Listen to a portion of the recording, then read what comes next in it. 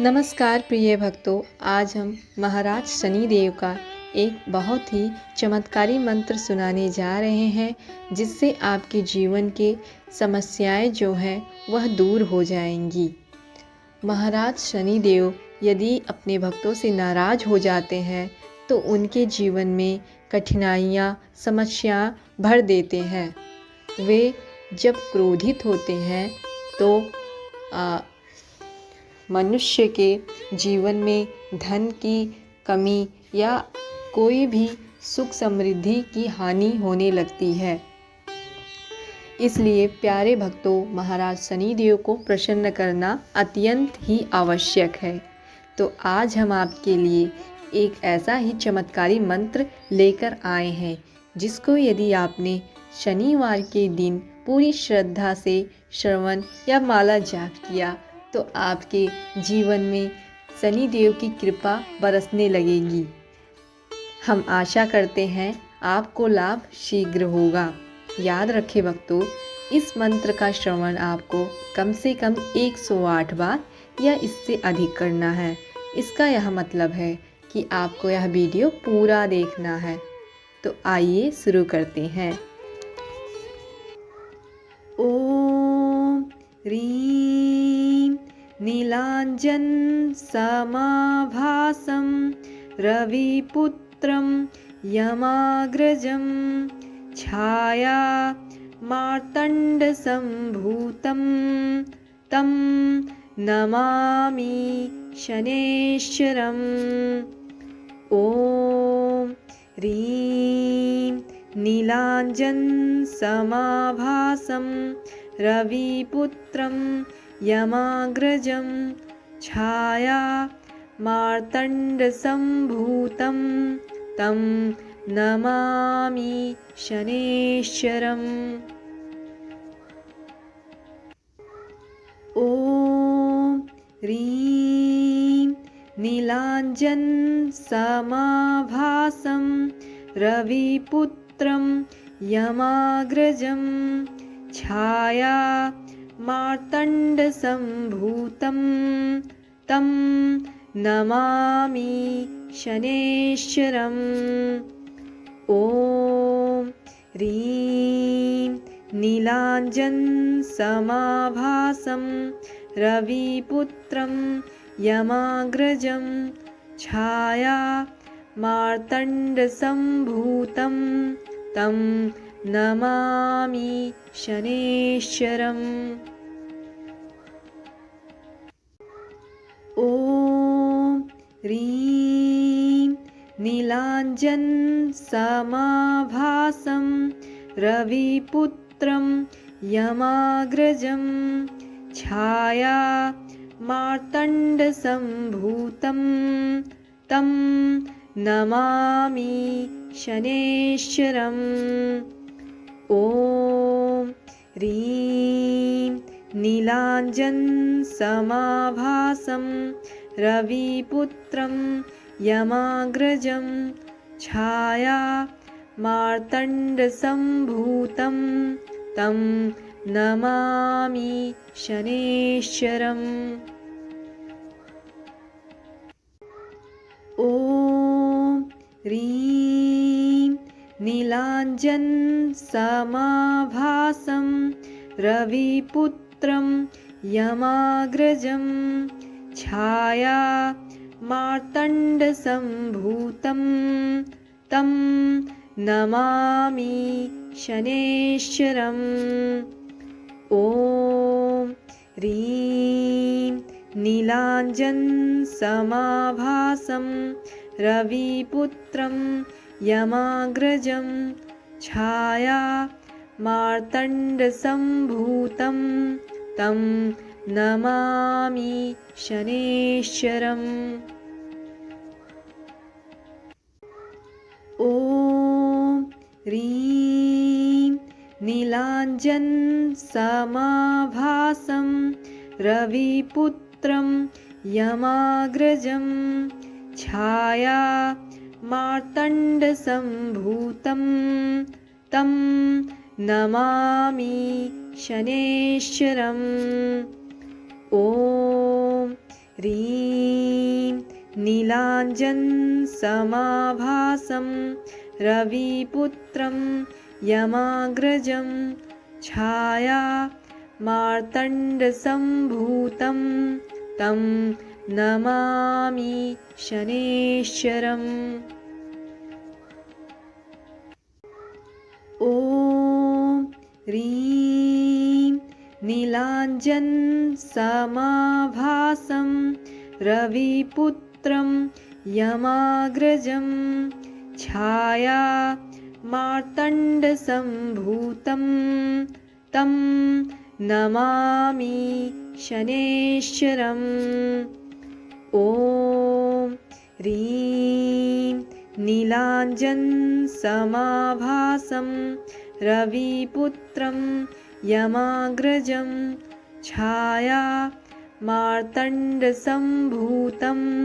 तं नमामि शनैश्चरम्। ॐ ह्रीं नीलाञ्जनसमाभासं रविपुत्रं यमाग्रजं छाया मार्तण्डसम्भूतं तं नमामि शनैश्चरम्। ॐ ह्रीं नीलाञ्जनसमाभासं रविपुत्रं यमाग्रजं छाया मार्तण्डसम्भूतं तं नमामि शनैश्चरम्। ॐ ह्रीं नीलाञ्जनसमाभासं रविपुत्रं यमाग्रजं छाया मार्तण्डसम्भूतं तं नमामि शनैश्चरम्। ॐ ह्रीं नीलाञ्जनसमाभासं रविपुत्रं यमाग्रजं छाया मार्तण्डसम्भूतं तं नमामि शनैश्चरम्। ॐ ह्रीं नीलाञ्जनसमाभासं रविपुत्रं यमाग्रजं छाया मार्तण्डसम्भूतं तं नमामि शनैश्चरम्। ॐ ह्रीं नीलाञ्जनसमाभासं रविपुत्रं यमाग्रजं छाया मार्तण्डसम्भूतं तं नमामि शनैश्चरम्। ॐ ह्रीं नीलाञ्जनसमाभासं रविपुत्रं यमाग्रजं छाया मार्तण्डसम्भूतं तं नमामि शनैश्चरम्। ॐ ह्रीं नीलाञ्जनसमाभासं रविपुत्रं यमाग्रजं छाया मार्तण्डसम्भूतं तं नमामि शनैश्चरम्। ॐ ह्रीं नीलाञ्जनसमाभासं रविपुत्रं यमाग्रजं छाया मार्तण्डसम्भूतं तं नमामि शनैश्चरम्। ॐ ह्रीं नीलाञ्जनसमाभासं रविपुत्रं यमाग्रजं छाया मार्तण्डसम्भूतं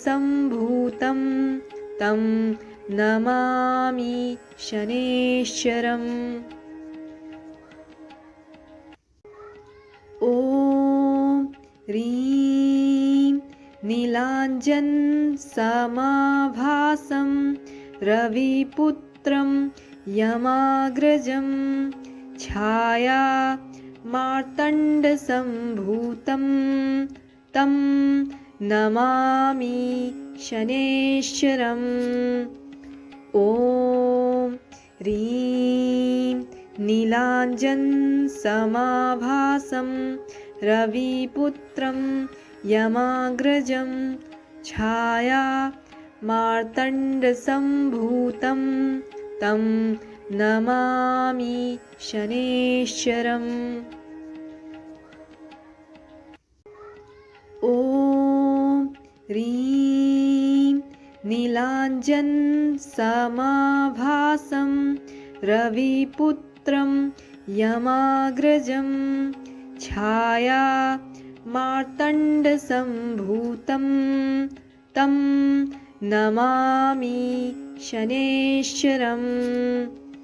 ॐ ह्रीं नीलाञ्जनसमाभासं रविपुत्रं यमाग्रजं छाया मार्तण्डसम्भूतं तं नमामि शनैश्चरम्। ॐ ह्रीं नीलाञ्जनसमाभासं रविपुत्रं यमाग्रजं छाया मार्तण्डसम्भूतं तं नमामि शनैश्चरम्। ॐ ह्रीं नीलाञ्जनसमाभासं रविपुत्रं यमाग्रजं छाया मार्तण्डसम्भूतं तं नमामि शनैश्चरम्। ॐ ह्रीं नीलाञ्जनसमाभासं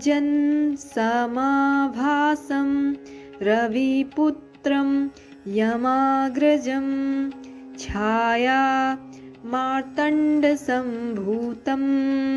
तं नमामि शनैश्चरम्। ॐ ह्रीं नीलाञ्जनसमाभासं रविपुत्रं यमाग्रजं छाया मार्तण्डसम्भूतं तं नमामि शनैश्चरम्। ॐ ह्रीं नीलाञ्जनसमाभासं रविपुत्रं यमाग्रजं छाया मार्तण्डसम्भूतं तं नमामि शनैश्चरम्। ॐ ह्रीं नीलाञ्जनसमाभासं रविपुत्रं यमाग्रजं छाया मार्तण्डसम्भूतं तं नमामि शनैश्चरम्। ॐ ह्रीं नीलाञ्जनसमाभासं रविपुत्रं यमाग्रजं छाया मार्तण्डसम्भूतं तं नमामि शनैश्चरम्। ॐ ह्रीं नीलाञ्जनसमाभासं रविपुत्रं यमाग्रजं छाया मार्तण्डसम्भूतं तं नमामि शनैश्चरम्। ॐ ह्रीं नीलाञ्जनसमाभासं रविपुत्रं यमाग्रजं छाया मार्तण्डसम्भूतं तं नमामि शनैश्चरम्। ॐ ह्रीं नीलाञ्जनसमाभासं रविपुत्रं यमाग्रजं छाया मार्तण्डसम्भूतं तं नमामि शनैश्चरम्। ॐ ह्रीं नीलाञ्जनसमाभासं रविपुत्रं यमाग्रजं छाया मार्तण्डसम्भूतं तं नमामि शनैश्चरम्। ॐ ह्रीं नीलाञ्जनसमाभासं रविपुत्रं यमाग्रजं छाया मार्तण्डसम्भूतं तं नमामि शनैश्चरम्। ॐ ह्रीं नीलाञ्जनसमाभासं रविपुत्रं यमाग्रजं छाया मार्तण्डसम्भूतं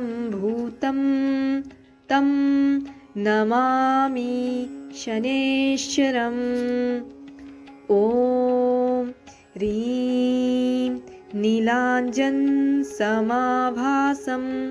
रविपुत्रं यमाग्रजं छाया मार्तण्डसम्भूतं तं नमामि शनैश्चरम्। ॐ ह्रीं नीलाञ्जनसमाभासं रविपुत्रं यमाग्रजं छाया मार्तण्डसम्भूतं तं नमामि शनैश्चरम्। ॐ ह्रीं नीलाञ्जनसमाभासं रविपुत्रं यमाग्रजं छाया मार्तण्डसम्भूतं तं नमामि शनैश्चरम्। ॐ ह्रीं नीलाञ्जनसमाभासं रविपुत्रं यमाग्रजं छाया मार्तण्डसम्भूतं तं नमामि शनैश्चरम्। ॐ ह्रीं नीलाञ्जनसमाभासं रविपुत्रं यमाग्रजं छाया मार्तण्डसम्भूतं तं नमामि शनैश्चरम्। ॐ ह्रीं नीलाञ्जनसमाभासं रविपुत्रं यमाग्रजं छाया मार्तण्डसम्भूतं तं नमामि शनैश्चरम्। ॐ ह्रीं नीलाञ्जनसमाभासं रविपुत्रं यमाग्रजं छाया मार्तण्डसम्भूतं तं नमामि शनैश्चरम्। ॐ ह्रीं नीलाञ्जनसमाभासं रविपुत्रं यमाग्रजं छाया मार्तण्डसम्भूतं तं नमामि शनैश्चरम्। ॐ ॐ ह्रीं नीलाञ्जनसमाभासं रविपुत्रं यमाग्रजं छाया मार्तण्डसम्भूतं तं नमामि शनैश्चरम्। ॐ ह्रीं नीलाञ्जनसमाभासं रविपुत्रं यमाग्रजं छाया मार्तण्डसम्भूतं तं नमामि शनैश्चरम्। ॐ ह्रीं नीलाञ्जनसमाभासं रविपुत्रं यमाग्रजं छाया मार्तण्डसम्भूतं तं नमामि शनैश्चरम्।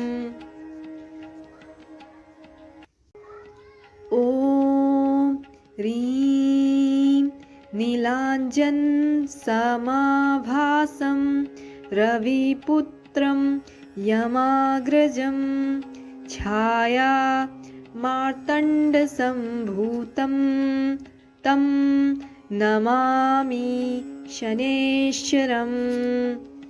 ॐ ह्रीं नीलाञ्जनसमाभासं रविपुत्रं यमाग्रजं छाया मार्तण्डसम्भूतं तं नमामि शनैश्चरम्। ॐ ह्रीं नीलाञ्जनसमाभासं रविपुत्रं यमाग्रजं छाया मार्तण्डसम्भूतं तं नमामि शनैश्चरम्। ॐ ह्रीं नीलाञ्जनसमाभासं रविपुत्रं यमाग्रजं छाया मार्तण्डसम्भूतं तं नमामि शनैश्चरम्। ॐ ह्रीं नीलाञ्जनसमाभासं रविपुत्रं यमाग्रजं छाया मार्तण्डसम्भूतं तं नमामि शनैश्चरम्। ॐ ह्रीं नीलाञ्जनसमाभासं रविपुत्रं यमाग्रजं छाया मार्तण्डसम्भूतं तं नमामि शनैश्चरम्। ॐ ह्रीं नीलाञ्जनसमाभासं रविपुत्रं यमाग्रजं छाया मार्तण्डसम्भूतं तं नमामि शनैश्चरम्। ॐ ह्रीं नीलाञ्जनसमाभासं रविपुत्रं यमाग्रजं छाया मार्तण्डसम्भूतं तं नमामि शनैश्चरम्। ॐ ह्रीं नीलाञ्जनसमाभासं रविपुत्रं यमाग्रजं छाया मार्तण्डसम्भूतं तं नमामि शनैश्चरम्। ॐ ह्रीं नीलाञ्जनसमाभासं रविपुत्रं यमाग्रजं छाया मार्तण्डसम्भूतं तं नमामि शनैश्चरम्। ॐ ह्रीं नीलाञ्जनसमाभासं रविपुत्रं यमाग्रजं छाया मार्तण्डसम्भूतं तं नमामि शनैश्चरम्। ॐ ह्रीं नीलाञ्जनसमाभासं रविपुत्रं यमाग्रजं छाया मार्तण्डसम्भूतं तं नमामि शनैश्चरम्।